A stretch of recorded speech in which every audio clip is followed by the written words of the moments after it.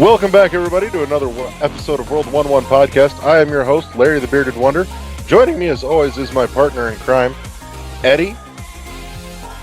Yo. Needs to be cleaned up on the top there. You're getting fuzzy again, V. Yeah, I was feeling my hair, and I'm like, yeah, I need to clean this up.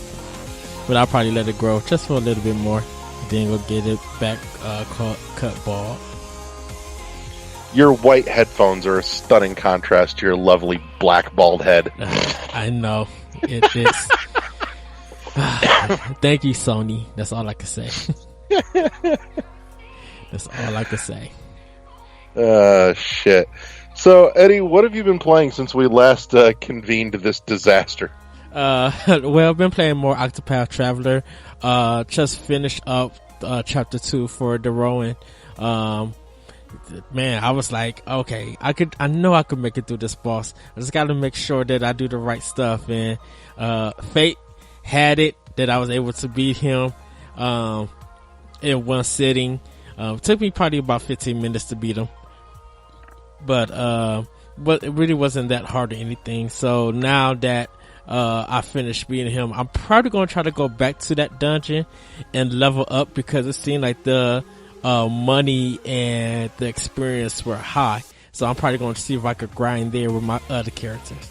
Cause sometimes when you defeat a dungeon, you could go back and, like level up and get some of that stuff that you missed. So I'm going to see if I could go there and level up for that. Other than that, played Ikaruga, picked up, Dead Cells, the physical copy, so waiting for Amazon to ship that out to me. For PS4, played Which platform? Of course, Switch. I say that's really, it's so the smart place to get it, because it was so designed to feel at home on Switch. I don't feel like dealing with 16,000 installations and updates on PS4. I need to play this when I'm ready on the go, and I need something to waste my time. Dead Spell's going to take that time. Yes, it will. And it will take all the rest of the time, whether you want to give it willingly or not. Exactly. You've been warned. Pretty much. Played, well, back to Switch before I get back to PS4. Played Graceful Explosion Machine, and actually played it with the Pro Controller. Dude, I was ranking up points. I'm like, yes. And then I forgot, I'm like, crap, the screen is too big, because I'm so used to playing it on the go. So I could keep out where I'm at, and on the big screen, I can't do that. I keep forgetting. So I'm like, but I was playing it and I was enjoying it, loving that game. Oh yeah, no, that's a real thing too. I got a buddy of mine who, this guy ranks as like one of the best, Geometry Wars players in the world. And he's got like an enormous, like 60 plus inch TV. He keeps a smaller TV, like a 27 inch, just for playing shit like Geometry Wars, because the smaller screen is easier to keep track of everything that's fucking going on. The bigger TV fucks with them. Yeah. So it's a real thing. Yeah, because that game has so much going on for it, and you just get lost. So, yeah. For PS4, been playing Detroit Become Human, getting a little bit further in that. Really enjoying this game. Really.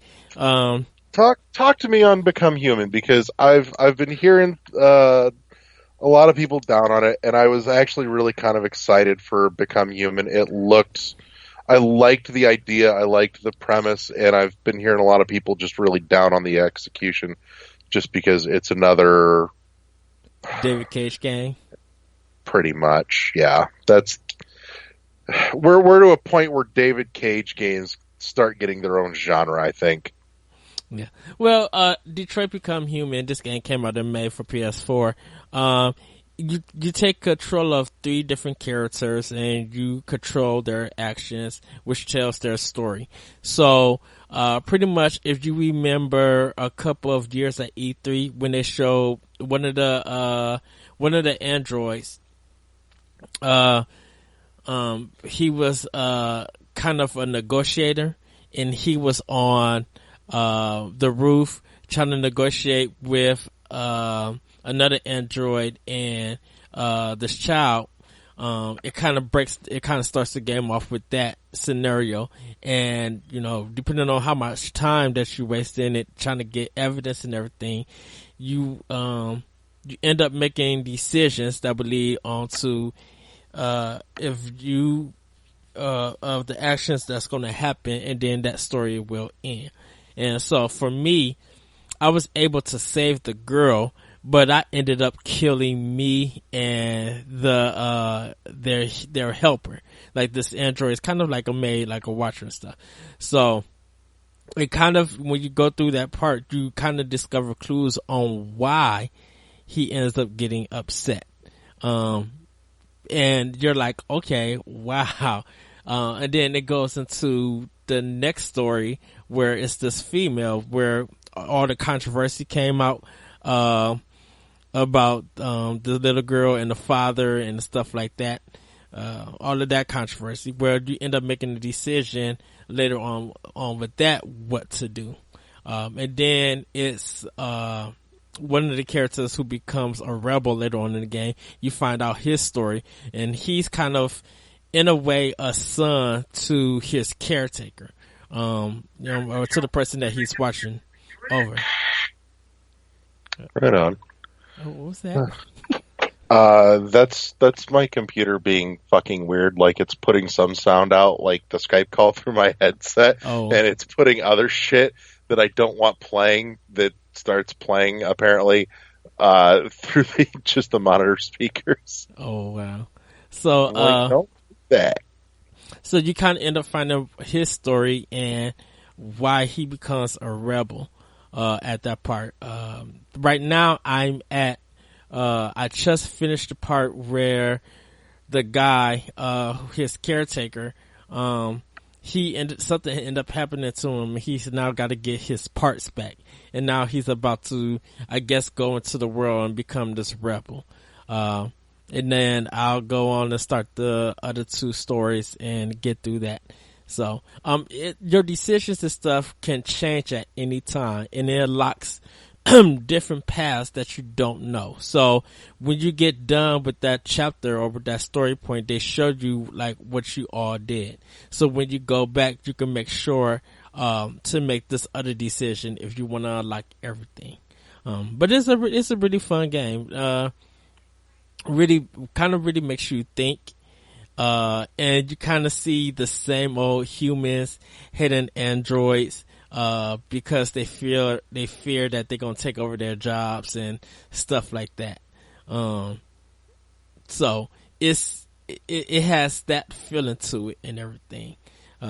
So, one of the main things that deals with right now, the female, android and, the negotiator, is that the humans take this guy, kind of sniff like this red crystal, and it's kind of like their crack cocaine. It's like their addictive drug and everything, and it makes them rage out and act out. So you kind of see it use, that people who use them are like kind of these druggies, these low life addicts, and you're supposed to feel bad for them, but you actually don't, in a sense, because it's just like they have so many issues, and their ideal is that they'll use these drugs to run away from these issues, but it mentally brings out their anger and their reasons on why they act out so much. And so you kind of see that, with the controversial part, with the guy, he's sniffing it at one part, and he gets anger at his daughter, because of his mother leaving her and all of these other things. So, don't know why the mother, she was too afraid and she never took their child or anything. I don't know what happened. She kind of just escaped. And, the father got custody of the girl. So now, he thinks the little girl is blaming him for all of this stuff and all of this trouble. So now it got to a point where he wanted to beat her or kill her. and you have to make a decision of you want to break the code of following the person, or if you want to stay there and let whatever happened to the child happens. Okay. So So overall take here. Is it really as bad as it was made out to be, like the usual David Cage affair, or is it actually better than his usual shtick? it's better than his usual stick.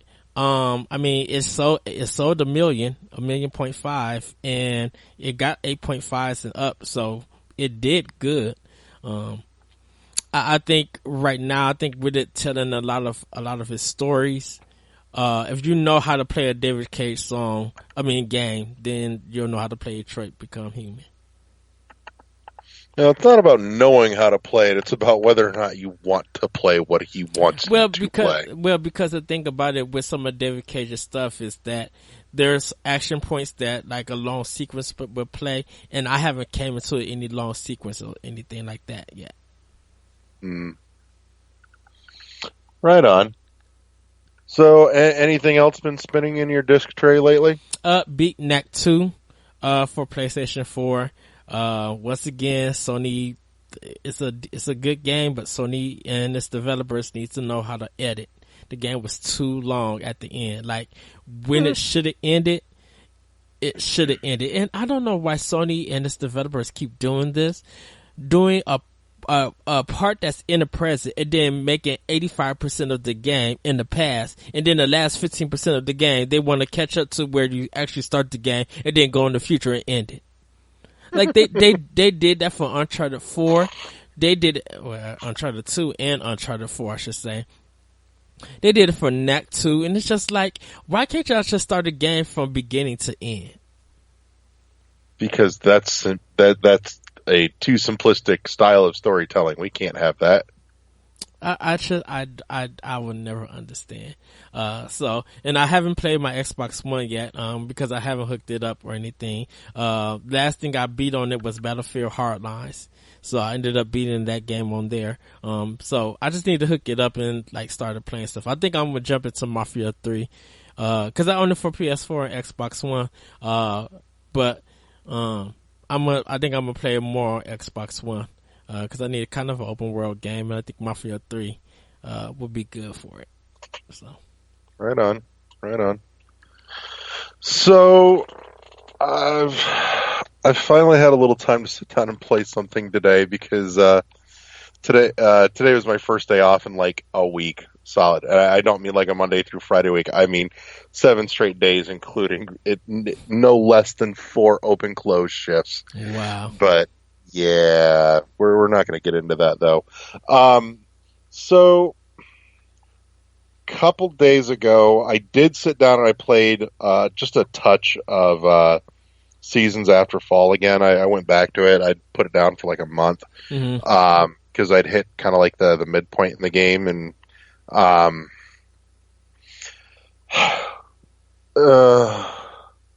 want to like it. Like I said, it's super basic, it's super simple, but man, the first like section puzzle thing that they hit you with after the midpoint of the game is just the fucking worst. It is awful. It is entirely too much memorization, back and forthing, and awful fucking platforming to make this puzzle work. This is one piece that 100% should have been left on the fucking cutting room floor. And it made me sad. Because, I mean, up until this point, it's been serviceable, at least. Mm-hmm. Not anything exceptional by any means, but serviceable. But fuck, the cicada puzzle is awful. Like, I'm really trying to get myself to be willing to go back to finish the rest of it now after that stupid fucking cicada segment. It's ugh. But on a better note though, I've played probably about the first half hour's worth of Octopath. I downloaded the prologue demo, and truth be told, I didn't play it just because I wanted to. I didn't want to have to stop at the 3 hour mark and then wait for the game to come out to pick. And I'm really having a hard time getting myself in the headspace where I can dedicate enough time to actually really sink into Octopath. Yeah. And so I've really only kind of tinkered with about the first half hour, which is basically identical to what I played in the original demo from over a year ago now. I even started with the same character, which was Primrose, and I still like the story. I still am really excited to play it. I've had too much going on to where I don't feel mentally comfortable trying to play it in like 20-minute blocks because it deserves better than that. And lately, that's about all I've had to dedicate to it.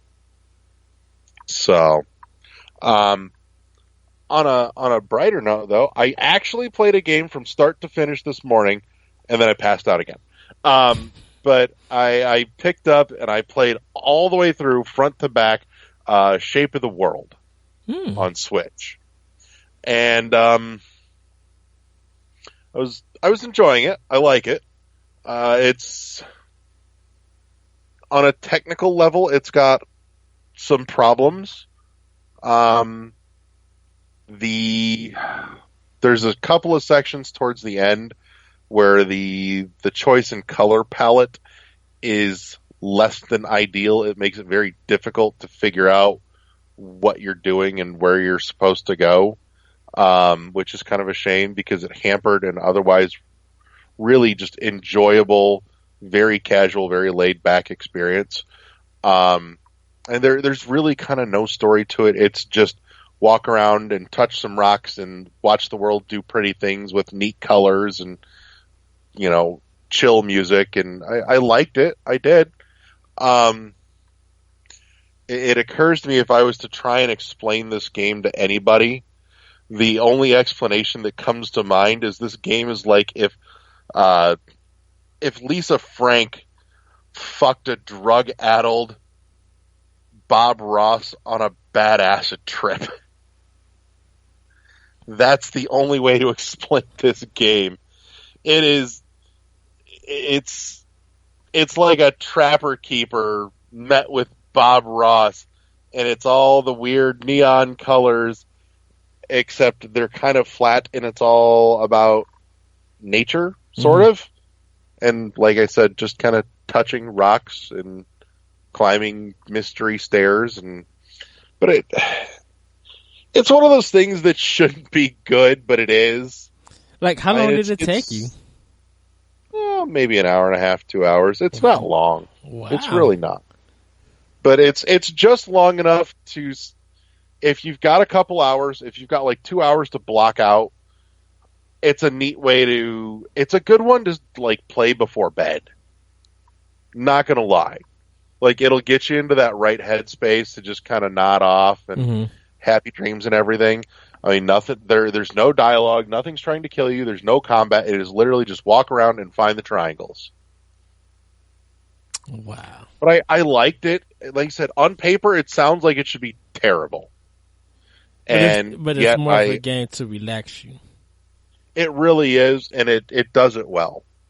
Like I said, it's got some problems. Like I said, the later stages have some poor choices in color palette, which especially hampers things in the caves because everything's already kind of on the dark side, but making everything like a super dark green and a super dark like brown red just was not a good way to go. There's not enough differentiation for a game that has like no textures. It's all flat colors.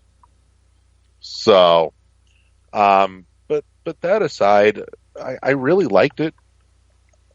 It's not going to be for everyone, but for those that are just want kind of like that super chill thing to do for an hour or 20 minutes or whatever, pick up Shape of the World. It's you could find worse things on the Switch to spend your money on. Very true. I'll give it that. Especially not the floodgates are really opening, and some of the stupid shit, the super stupid shit, is making its way on But to that's the any eShop. console, even PC. It is, but Switch really did hold out for quite a while before it started bleeding through. Because I mean, for almost like a solid 6 months minimum, if it was on the eShop, it was probably worth your money. And now we're getting to the point where we're really starting to see the shovelware make its way in hardcore. But hats off to the first piece of shovelware crap that made it to the Switch eShop. Let's go vroom in the night sky. I still But haven't. yeah, I remember I looked at that and was just like, "What in the world is this game?" yeah, we all looked at that and said the same thing. But so let's that's pretty much most. I think that covers pretty much everything I've been playing. I know. Is Chicken Bomb out? I think Chicken Bomb is out. Bomb Chicken, Yeah, yeah, Bomb Chicken. I need it's to out. buy that. That game looks fun. Bomb Chicken does look good. It's on my list. There's a few on my list, and we're going to talk about some of that in a minute here. But I think here's a perfectly good place to stop before we get into news. So with that said, break, and we're back with news. So this is the back half of the show where we talk about all the nonsense that's going around in the gaming industry. Before we get into it, though, I want to stop for a somber moment here. Um, Over the last couple of months, I've come to really enjoy and appreciate a lot of the content that another channel puts out, the Game Theorists or Game Theory. Mm-hmm. For anybody that hasn't heard, hearts go out to them. They just recently lost a member of their crew. Apparently, they had not heard from one of the guys that does a lot of their editing and animation stuff for their channel for a couple of days, and went to his apartment to go check on him and found a coroner's note on the door. He had apparently killed himself, and so hearts go out to them for Oh losing. wow! Yeah, Did they just do this news today? it's been out there for a couple of days now. Okay. They put out a very heartfelt video, kind of talking about what happened, and a very beautiful tribute to the young man. But hearts go out to them, and if you're struggling with anything of the like, seek help, talk to friends, talk to professionals. The help is there, but that's hard for anybody to deal with. But like I said, I wanted to take a moment out and say hearts out to them, because they put out some awesome stuff, and it's sad when this kind of shit happens. You never know what somebody's dealing with, and I know it sounds like a trope at this point, but it's true. But so back to cheerier stuff. So you and I talked a little bit earlier this week. There's one that I really am excited about. What is it? Inti Creates Yeah. yeah. So Inti Creates is talking about wanting to get their hands on the rights to do a remake to my favorite fucking Zelda game of all time. No, it's Zelda. not. Yes, it is. Ugh. I love Zelda 2 Link's Adventure. Ugh. Don't you me, that game is awesome. That game is bad. No, it's not. You're bad.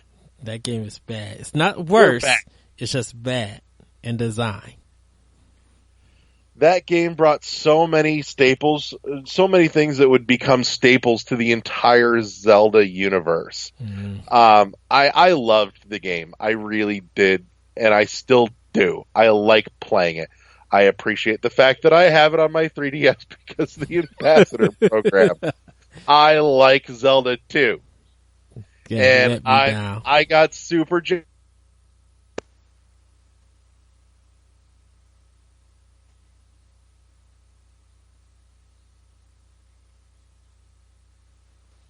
back. Okay, I get you now. Okay. All right, we had a minor technical malfunction there. I'm super excited that somebody wants to tackle my favorite Zelda game of all time. Someone's gonna be tackled it, redo the whole game. Give Link an actual sword and not a butter knife to He's attack got him. a sword. You shut the hell up. That's a butter knife. That's not no sword. I'll give you a butter knife. Oh, please do. I'm sure. But no, I want to see this happen. So for anybody that doesn't know, Inti Creates was behind Blaster Master Zero, and the hell else did they do? I know they've done one or two other things too. Mighty Number 9. Okay, that's right. Yeah, that of course puts me on edge. No, it wasn't Mighty Number 9. They worked on the Gunvolt stuff. Right, and they did Mighty Number 9. Did they do Mighty Number 9? Yep. Oh. Anti-Creates did a lot of stuff.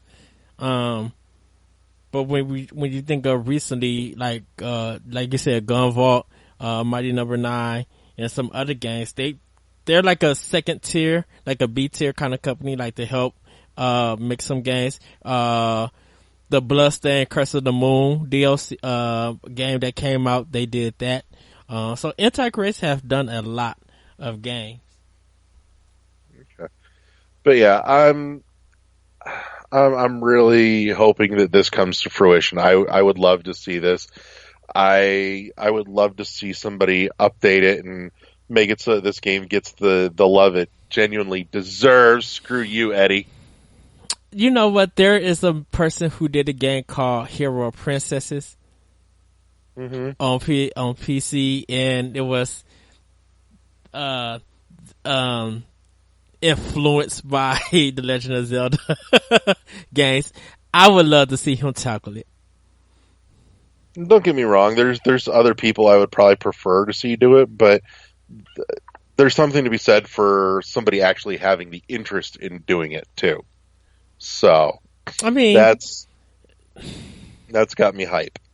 But who do you go with? Okay, did you keep it with Nintendo? Did you give it to Anti-Creates? Do you think about a different indie game, or do you pull Capcom to the side, smack them across the head, and be like, "Hey, you did past Zelda games. Care to do one more?" Nope. I'll tell you who should do it. You ready for this? Please not Bandai Namco. Oh, fuck no. Fuck no. No. You're going to hear this and you're like, yep, that makes total sense. Yep. Yacht Club. Nah. What? Mm-mm. Dude, Shovel Knight has Zelda 2 influence in it. They get it. No, not Yacht Club. Yes. Yacht Club would kill it. Yacht Club is too... I don't think Yacht Club would kill it. Yeah, they would. Right? No, I don't. Shovel Knight tells me they understand Zelda 2. Shovel Knight is a combination of a whole bunch of stuff, but I don't think I don't think I don't think Shovel Knight and Yacht Club is good enough to redo Zelda 2 in the way that it should be done. Only reason why I say that is because I think Zelda 2 will actually need to take a lot of care. And don't get me wrong, Yacht Club and Shovel Knight are perfect for each other, but they only have made one game, and they're still refining that one game, and they haven't started anything new to certify them to be like, okay, we as Nintendo, we're going to trust you with this. I think Nintendo I venture to say that Yacht Club has actually done 3 games. They only really did one. I would call the 3 campaigns standalone games. But they're still under the Shovel Knight banner. Three games or not, is still under the Shovel Knight banner, and it used the same foundation of Shovel Knight. So until they make a game that's new game mechanics, new art style, a new IP, new story, or anything like that, those are just expansions of one campaign. They still fall under Shovel Knight. Until Yacht Club decides to do another game in a different art style, gameplay mechanics and stuff, then I could be like, okay, Nintendo, you might want to go. I don't think But see, Nintendo, that's the thing. The three different campaigns for Shovel Knight really are three standalone but games in a but single series. they are still recycled levels, just different designs. This, to me personally, for me, you need to have a little bit more experience. This is dealing with Nintendo, other than you came up with one game, it's been successful across multiple boards, so we're going to trust you with our product, our IP. I think they are waiting to see your portfolio build before they trust you with a big game like that. Now, that could be Who separate would from you put on it?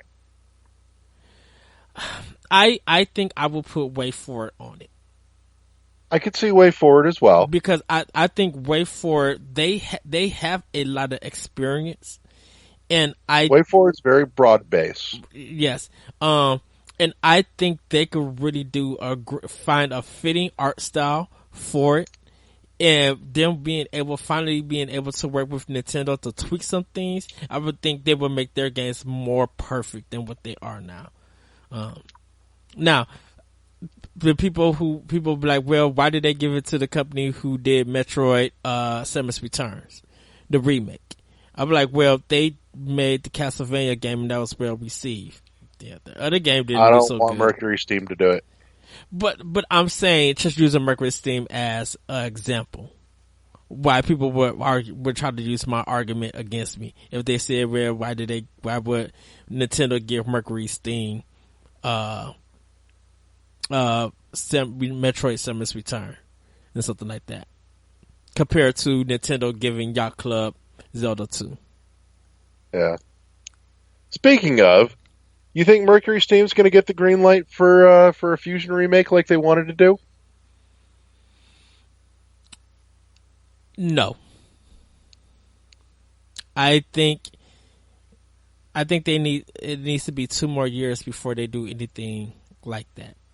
Because they're Granted, working, and that's fine, give them the time, but do you think that even down the line, that Big N would give them the green light for that project? if they do, I think they're going to do it for a new handheld. So that's why I said they wouldn't do it now.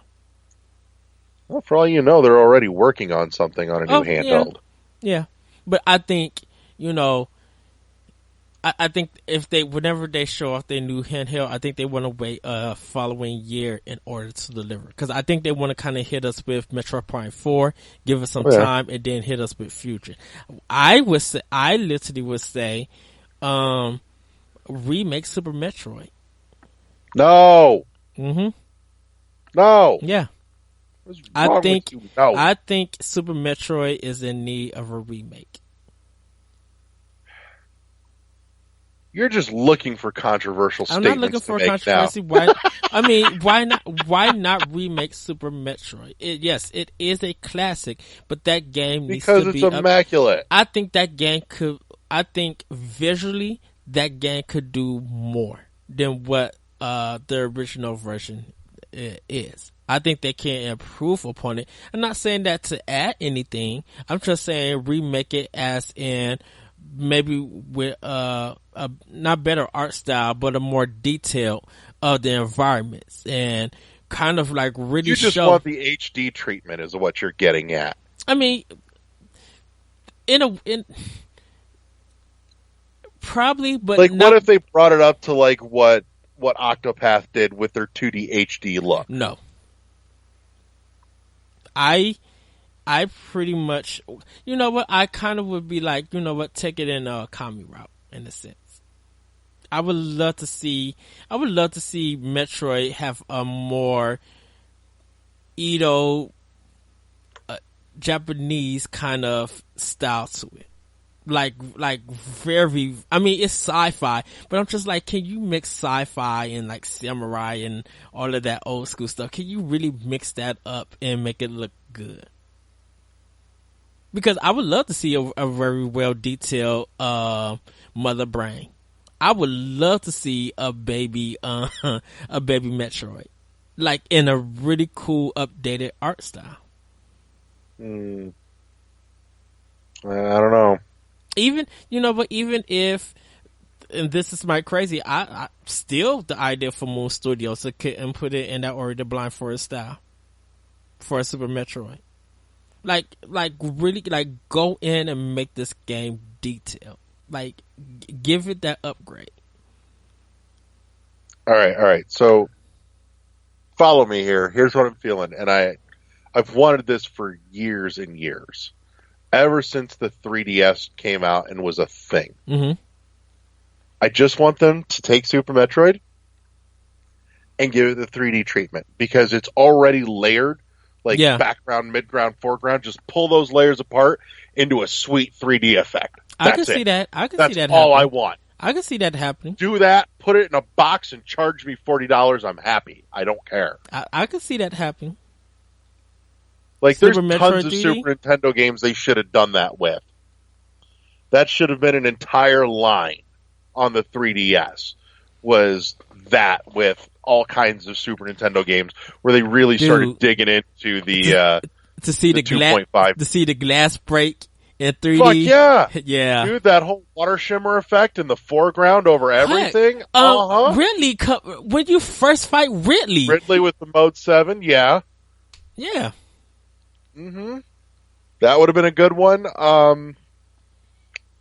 Oh god, F-Zero, the original, would have been a great way to go with that. Would have been good, yeah. Hell, you at that point you could throw in the original Star Fox. But no, I mean there's tons of stuff where they really started pushing the 2.5D with the layers in there that would have been phenomenal. Hell, even a Genesis line of those too would have been great. Vector Man would have been awesome to revisit with that. Yeah. I miss Vector Man. Fuck, I miss Vector Man. Bring that back. And not that abomination they were working on the PS2 like 15 years ago. Fuck you too. But no, I want a new Vector Man. 1 and 2 were awesome. So, but in any case, so that's a thing that's been talked about, mentioned. I don't know if we'll ever see it come to life, but I would love to see it happen personally. You and I will go round and round in circles all fucking day about who we think should do it, but is what it is. I don't know if Nintendo will ever greenlight the project, though. And if you think about it, they've never remade a Zelda game. They've done some updates and some re-releases, but never really a full-blown remake of a Zelda game. Yeah. Yeah, that is true.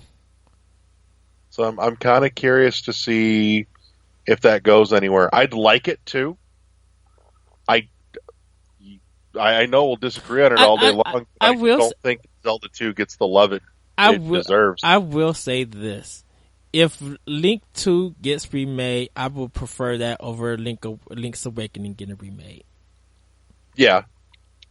No, I love Zelda 2. I think it's got some really great stuff in it, and it is my favorite Zelda game. To me, you can hate all you want, but I think a Link 2 remake would be better, because the mistakes that were in the original one would be addressed. And I think the localization was bad. They didn't really give you directions on where to go or what they do. Like they didn't, like stuff in the game, they didn't tell you. The hit detection was off. So the hit detection was just fine. The hit detection was off. No, it was not. Yes, it was. Was not. We're going to talk about this later on because I'm not about to argue with you. We're going to sound like a couple of 3-year-olds in the backseat of a fucking car on a road trip. Shoot, was not. The listeners are probably already got their popcorn and drinking, just like, ooh, fighting. I'm here for it. But yeah, no, I know I love it and it's my favorite, but yes, it deserves an update. It deserves some love.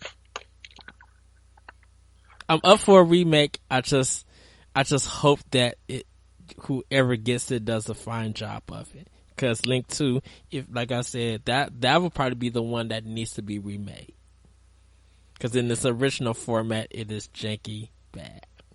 No, I won't disagree. It didn't age well, but it brought a lot to the table that would become series mainstays, and I have a tremendous amount of respect for it. And I don't hate. Dude, I'm sorry, that game had some awesome fucking music. Yes, that is true. Now, I don't hate Link 2. It's the least game that I care for when it comes to the Legend of Zelda series. Because I was at some furniture store and Legend of Zelda 2 was in the bin, and I picked it up and ran to my mom for her to buy it. I just didn't expect the game to be what it was because I was so outblown by the Legend of Zelda. Yeah. Don't get it twisted. I don't hate Link 2. I love the game. It's just still some janky mess that needs to be fixed. I will play that over anything Rockstar has done besides Max Payne 3. So, yeah, I have all kinds of reasons I love Zelda 2, and that's a show of its own. Maybe one day we'll do a full blown deep dive on Zelda 2, just for fun. But I want to kind of truck along a little bit here. So before we go that, I'm sorry to jump back into Zelda. Has anyone ever did a live orchestra of the game? Like someone did a cover of the music for Zelda 2? Dude, there's tons of...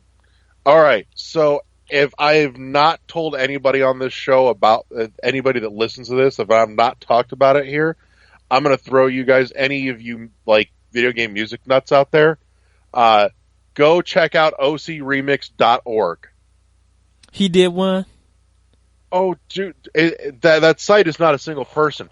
That site is a whole community that does nothing but video game remixes of like everything. I haven't heard nobody talk or say anything about Zelda 2.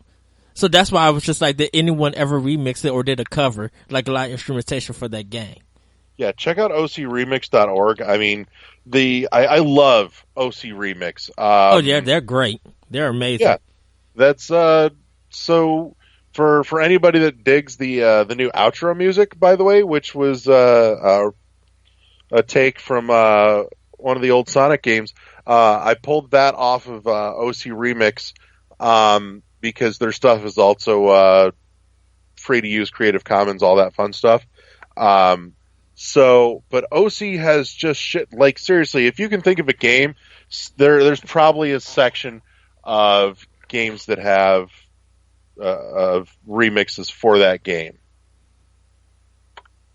So, matter of fact, I'm scrolling as we speak here. Zelda 2 Adventure of Link with looks like 14 remixes listed under there. Mm-hmm. So yeah, there's stuff. I don't know if any of it's live orchestra, but there's definitely plenty of remixes from Zelda 2 up on OC Remix, and you'll find a huge variety of styles and takes on music from video games. I mean, I've heard just some unbelievably cool shit from like orchestral to lounge to jazz to piano and everything in between. Like, sky's the fucking limit. It's awesome. So, absolutely, for serious, for real, go check out ocremix.org. They've got tons upon tons and tons and tons of stuff. And they do lots of cool projects, too. So, yeah, check them out. But in any case, jumping forward here, so just within, like, the last week and a half, was announced that Salt and Sanctuary is hitting Switch.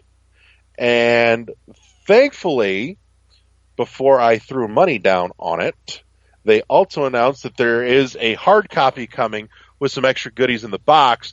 However, we're looking at another Owlboy situation where the digital is going to hit and then it's going to be months. We're talking October for the hard copy. Yeah, because the game is out now. Yeah, that's out as of like right now. But in any case, I'm super excited to play it. I really do want to get into it. I won't double dip on it if I know I'm getting a hard copy. And I've almost double dipped. Actually, at this point, it would be a triple dip on Dead Cells and bought the digital while I wait for my hard copy of Dead Cells to come, which Dead Cells is not going to be a real long turnaround for me. Like, I should have it in my hands by the end of the month, because I'm getting the signature edition, which is fucking awesome, and I think it's still available, so you can check that out. Is it the digital version is first and then the physicals are coming later?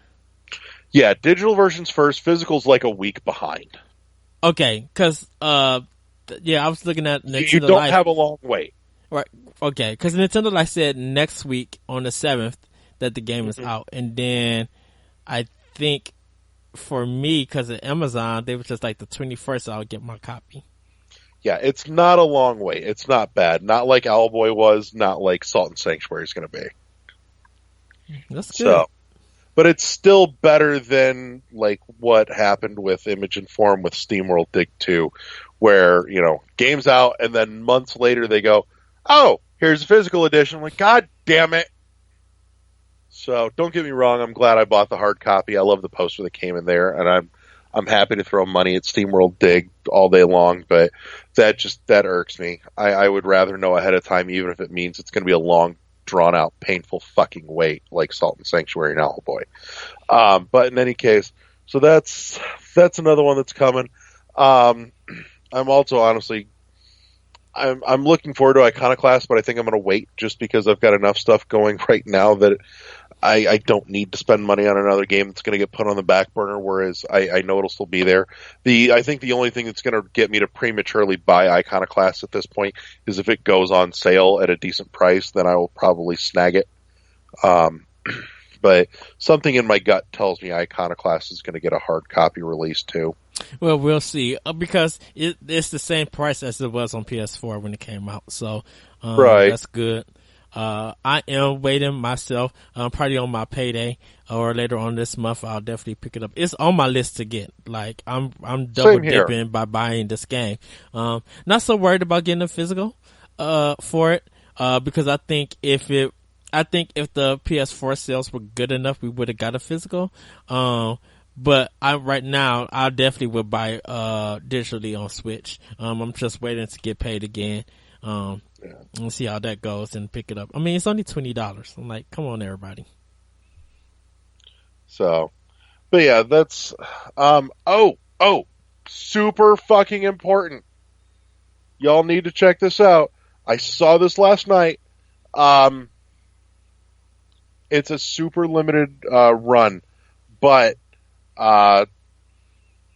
R-Type 3 and Super R-Type are getting a special edition re-release.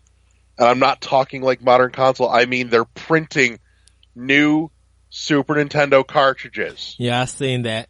It's fucking sick. You get both games on a single Super cartridge, and it comes in a gorgeous box with all kinds of cool extras. If I wasn't strapped, I would be buying it right now. Who owns the R-Type license? Is IREM still? I'm not sure off the top of my head. So, but yeah, that's a thing to check out. But yeah, I know in North America they're only printing 2,900 copies. That's it. So gonna be super gone. Short run.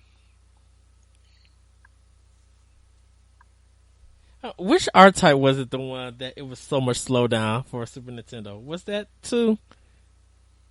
I think they all did at one point, if I remember right. I would love. This just reminds me how much I want, like, a full R-Type collection for my Switch. Oh, it's Jalico who did it. Oh, no. So IREM was the publisher in Japan. Jalico published it here in America. Destination Software did it for Game Boy Advance, and in Europe, Zoo Digital published it. But it was developed by Temtex. Right. Interesting. But yeah, so I would love a full R-Type collection on a single cartridge for my Switch, and that means it has to include R-Type Final because R-Type Final was awesome. Can I just get an R-Type collection, arcade collection, or like I would love to have the R-Type series. Come on, Nicholas, you going around getting everybody else's collection stuff. Bring that to Switch or PS4 or whatever. Actually, I would do R-Type on Yeah, I would do it on Switch because it just makes sense turning the system. No, that's a different game. That's Raiden. Yeah, yeah. Raiden's a vertical. R-Type is, and R-Type and Gradius are both horizontal. Bring Raiden also to Switch. I would actually do R-Type on Xbox One. No, I want R-Type on my Switch because it's got that nice long screen. I want it on Xbox One,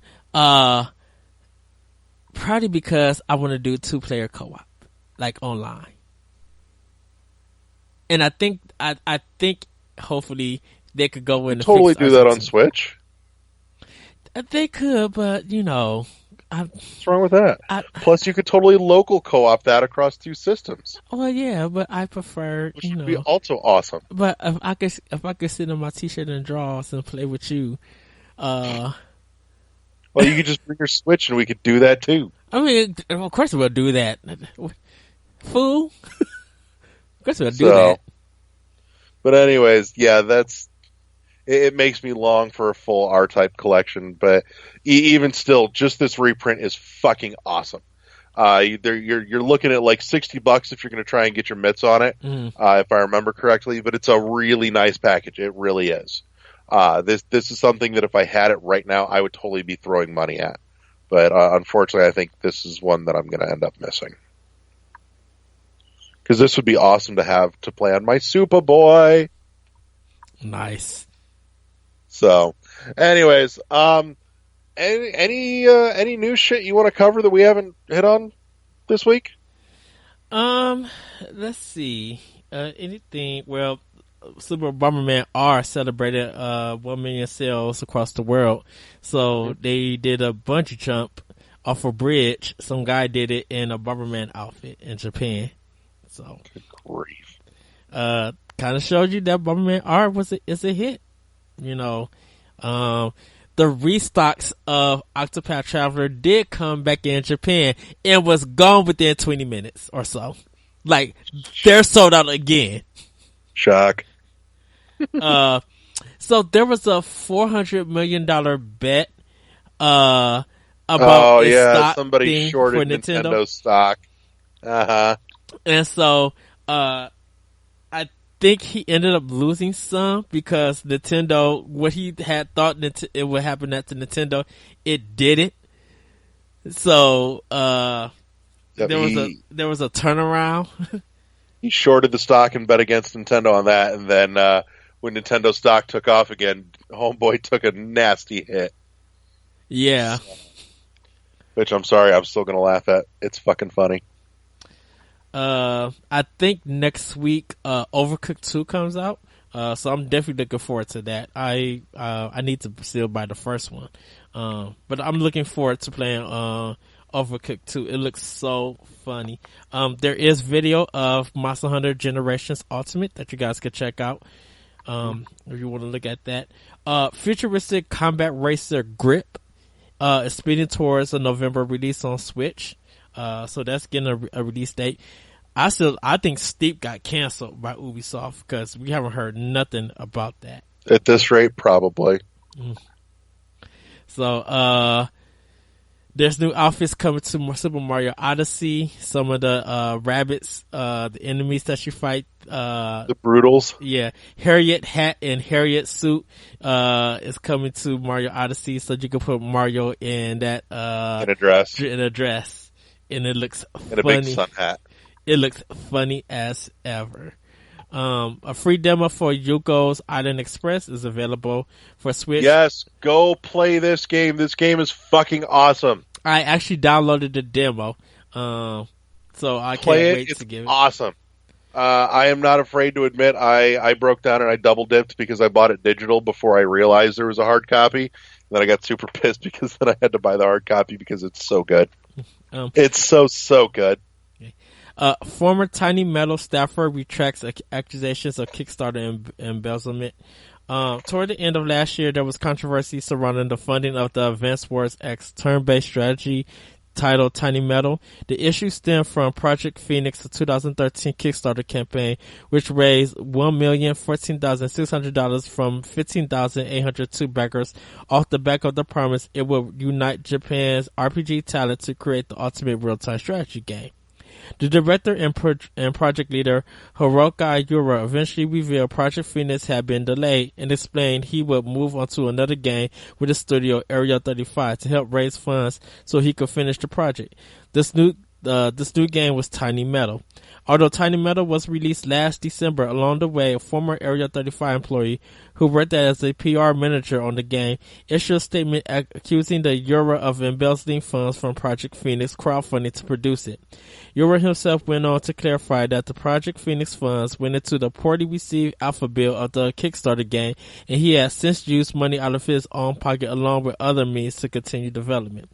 In the latest update, the issue has now been resolved in mediation court in Japan. The former employee who made the accusations has now retracted the statement made about the Tiny Metal team using money from the Project Phoenix Kickstarter campaign to fund the game's development.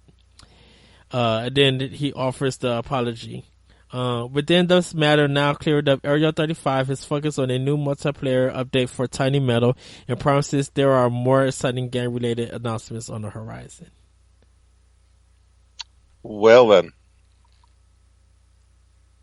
Kind of find that like, oh, wow, I didn't hear nothing about that, but yeah. Right. NES Classic Mini outsold modern video games hardware in the month of June. So. Saw that. So one last tidbit I want to throw in here real quick before we wrap up. Yes. Starting August 3rd, I know we've talked about a bunch of their stuff before.